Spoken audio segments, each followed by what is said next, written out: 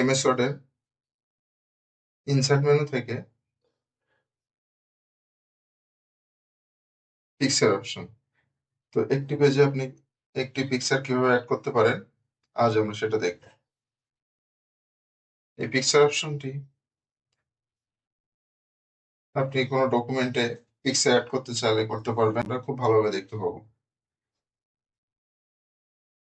আপনার টার্ম পেপারে বা আপনার অ্যাসাইনমেন্টে যদি পিকচার অ্যাড করার প্রয়োজন হয়, সেটা কিভাবে করতে হয় সেটা আমরা আজকে খুব ভালোভাবে বুঝে নিতে পারবো।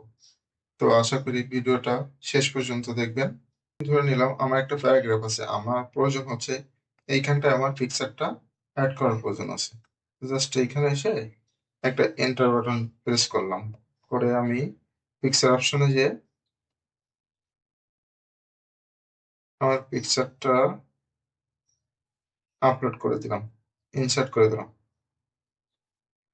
পিকচার ইনসার্ট করার সঙ্গে সঙ্গে একটা মেনু তৈরি হবে, একটা ট্যাব তৈরি হবে, ফরম্যাট ট্যাব। পিকচারটাকে ডিজাইন করার জন্য একটা ফরম্যাট ট্যাব তৈরি হবে। তো পিকচারের ডিফল্ট অবস্থায় একটা সাইজে চলে আসছো, আমরা জাস্ট এখান থেকে যেয়ে ট্যাব থেকে যেয়ে স্কোয়ার করে দিলাম, কারণ আমরা যেন এই পিকচারটাকে যে কোনো জায়গায় মুভ করতে পারি। তো ফার্স্ট আমরা দেখি আমাদের লেফট সাইডে কি কি অপশন আছে। ব্রাইটনেস, এটা কালার কম্বিনেশন করার জন্য ব্রাইটনেসটা কাজ করে থাকে। তো ব্রাইটনেসটা কিভাবে কাজ করে সেটা অবশ্যই আপনি অ্যাপ্লাই করে দেখবেন, আমি আপনাদের দেখাই। খেয়াল রাখবেন, পিকচারের উপরে খেয়াল রাখবেন যে পিকচারে আমাদের কি কি পরিবর্তন আসছে। পিকচারে ক্লিক করলাম,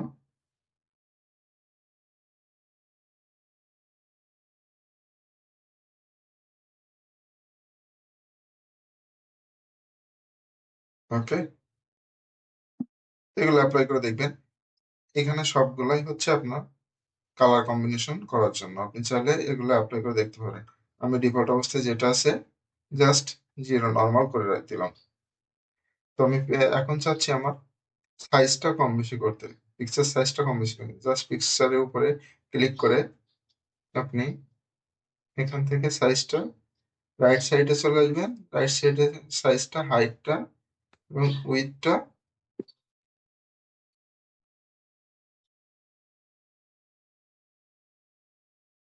কমায় দিবেন। ওকে, ওকে, আপনি চাইলে ছবিটাকে একটু কেটে ছোট করে নিতে পারেন। আমি এখান থেকে ক্রপ অপশন আছে, ক্রপে ক্লিক করে যতটুকু আপনার প্রয়োজন ততটুকু রেখে দিতে পারেন।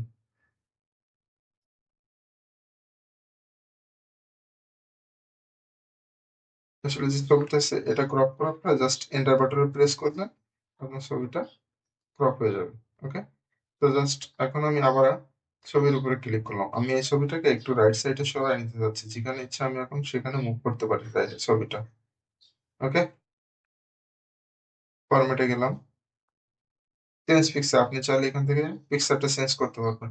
এখানে পিকচারের স্টাইল গুলো আছে, আপনি সেগুলো দিয়ে অ্যাপ্লাই করে দেখতে পারেন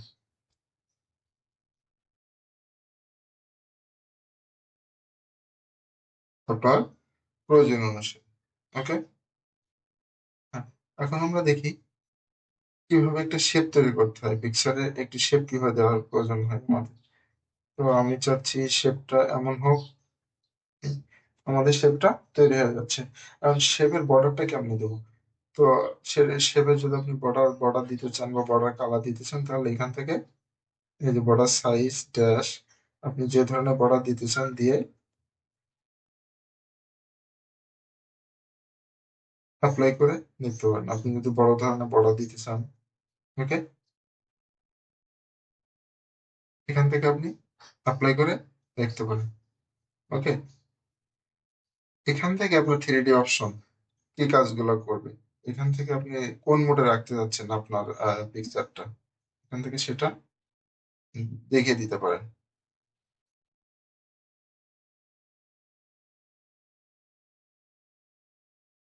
তো এগুলো আপনি কাজ করতে করতে বুঝবেন, রেগুলার কাজ করবেন, প্র্যাকটিস করবেন, প্র্যাকটিস করতে করতে এগুলো আসলে বুঝতে পারবেন।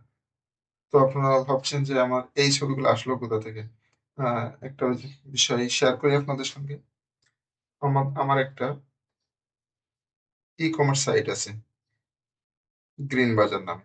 তো আপনারা এইখান থেকে খুব সহজে আপনার সুপার শপে যে রেটে মাল কিনতে পারেন তার চেয়ে কম রেটে অবশ্যই এখান থেকে মাল কিনতে পারবেন। আপনার যাচাই করে এখানে আসবেন, প্রোডাক্টগুলো দেখবেন, প্রোডাক্টের প্রাইস যাচাই করবেন, তারপর এখান থেকে আপনারা অর্ডার দিতে পারেন। বাজারে আসতে হবে। তো আমি আপনাদের সঙ্গে এই ওয়েবসাইটের লিঙ্কটা আমার কমেন্ট বক্সে দিয়ে দিব। আপনারা চাইলে দেখে আসতে পারেন। তো এখন আমরা দেখি পিক্সার পিক্সারের পজিশনটা কেমন থাকবে। এখান থেকে পিক্সারের পজিশনটা আপনি কোথায় রাখতে যাচ্ছেন? টপের লেফটে রাখতে যাচ্ছেন, টপের মিডিলে রাখতে যাচ্ছেন, বা টপের রাইটে রাখতে যাচ্ছেন? আপনি এগুলো দিয়ে অ্যাপ্লাই করবেন। অথবা পেজের মাঝ বরাবর রাখতে চাচ্ছেন, যেটা আমার ছিল একটু আগে। রাইটে রাখতে যাচ্ছেন বা লেফটে রাখতে যাচ্ছেন। ওকে, এগুলো আপনি অ্যাপ্লাই করে দেখবেন। দেন আমরা যাই একটু র্যাপ টেক্সে যাই। তো এখানে আপনি দেখতে পাচ্ছেন যে কিছু স্কোয়ার আছে, টাইট যদি দেয় তাহলে আমাদের ছবির পাশাপাশি চলে আসবে লেখাগুলো। আমরা একটু দিয়ে দেখি। ওকে, এখন যদি চাই যে in front of text, behind text, এগুলা একটু পরে দেখাচ্ছি আমি। আহ, আপনি যদি চান এখান থেকে যে বর্ডারটা আছে বা যে র্যাপ পয়েন্ট গুলো আছে সেগুলা ভেঙে আপনি আরো কাস্টমাইজ করে দিতে পারেন। জাস্ট এখানে যাবেন, র্যাপ টেক্সট গুলা যে অবস্থা আছে, এখন আপনি চাইলে এটাকে আরেকটু দূরে বা কমে এই যে লেখাগুলো যেমন ইচ্ছে আপনি সাজিয়ে নিতে পারেন র্যাপ টেক্সট গুলো ব্রেক করে। ওকে, তো জাস্ট আমরা যে অবস্থায় ছিলাম আমি সেই অবস্থায় চলে যাচ্ছি, র্যাপ টেক্সট উঠাই দিলাম। ওকে, ফাইন। তো এখানে আমরা দেখি একটু এই ছবিটা কেমনে রোটেট হয়। আপনি আপনি যদি 90% রাইট থেকে রোটেট করতে চান, 90 ডিগ্রি লেফট থেকে রোটেট করতে চান, তাহলে এগুলো রোটেট করে দেখবেন। ঠিক আছে, এখান থেকে মোর অপশনে যে আপনি কতটুকু রোটেট করতে চান সেটা আপনি ম্যানুয়ালি লিখে দিতে পারেন। হাইট থেকে কতটুকু রোটেট হবে, কত ডিগ্রি রোটেট হবে, সেগুলো সব কিছু এখান থেকে মেনশন করে দিয়ে আপনি রিসেট বাটনে ক্লিক করলে ওটা অ্যাপ্লাই হয়ে যাবে। ওকে, দেন আমরা এখন দেখি, আমি এখন আরো একটা ছবি নিয়ে আসি। ইনসার্ট থেকে, পিকচার থেকে আমি এই ছবিটা নিলাম। নেওয়ার পরে আমি ছবির সাইজটা একটু কমিয়ে নিলাম।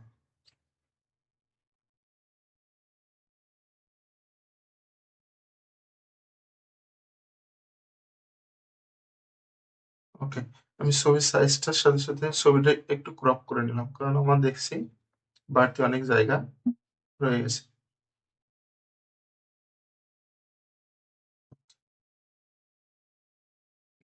এন্টার বাটনে প্রেস করলাম, আমার ছবি ফিক্সড হয়ে গেল। আমি এই ছবিটাকে কপি করলাম, কন্ট্রোল C দিয়ে কপি করে, অথবা কন্ট্রোল চেপে ধরলে আপনাদের প্লাস চিহ্ন চলে আসবে আপনাদের কার্সারের সঙ্গে। জাস্ট এটা ড্র্যাগ করলেই আপনাদের আরো একটি ছবি তৈরি হয়ে যাবে। ওকে, তো এখন চাচ্ছি আমি এই ছবিটা এখানে নিয়ে আসি। নিয়ে আসার পরে আহ আমরা আবার ফরম্যাটে যাই, এইখানে টেক্সট ট্যাবে যাই। এখানে দেওয়া আছে in in front of text আর বিহাইন্ড টেক্সট। বিহাইন্ড টেক্সট যদি আমরা ক্লিক করি তাহলে আমাদের ছবিটা কোথায় চলে যাবে? টেক্সটের পিছনে চলে যাবে। ওকে, এই যে। আর এটা যদি আমরা ইন ফ্রন্ট অফ টেক্সটের উপরে নিয়ে আসি তাহলে আমাদের লেখাগুলো নিচে চলে যাবে। ওকে, দেন আমি এই ছবিটা এখানে রাখি, বিহাইন্ড দ্য টেক্সট, এটা এই অবস্থায় থাক। Then আমি এই ছবিটাকে আর একটা কপি করি।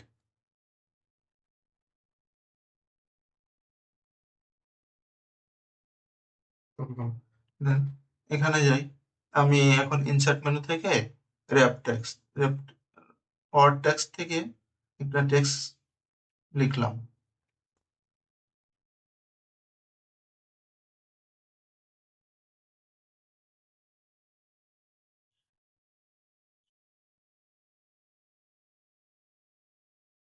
ওকে, তো এটাকে আমি একটা শেপ দিয়ে পরিপূর্ণ করলাম। আচ্ছা, আপনারা একটা জিনিস খেয়াল করবেন, যখন আমরা ওয়ার্ড টেক্সটে চলে আসলাম, তখন আমাদের ফরম্যাট অপশনটাও চলে আসলো সঙ্গে সঙ্গে, রাইট? কিন্তু আমরা যখন পিকচার মেনুতে যাচ্ছি, তখনও কিন্তু আমাদের ফরম্যাট অপশনটা আসছে। তো পিকচার অপশন থেকে যে স্টাইলগুলো আপনি দেখবেন, আপনি যখন ওয়ার্ডপ্রেসে যাবেন তখন কিন্তু একই রকম স্টাইল থাকবে না, আপনার স্টাইলটা চেঞ্জ হয়ে যাবে। এখানে অনেক কিছু একই রকম থাকবে, কিন্তু কিছু কিছু পরিবর্তন আপনারা দেখতে পাবেন। এখন আমি চাচ্ছি আমার এই টেক্সটটা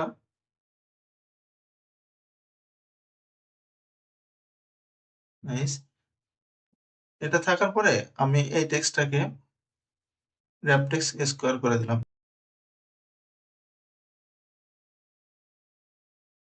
আচ্ছা, আমরা এখন এই লেখাটাকে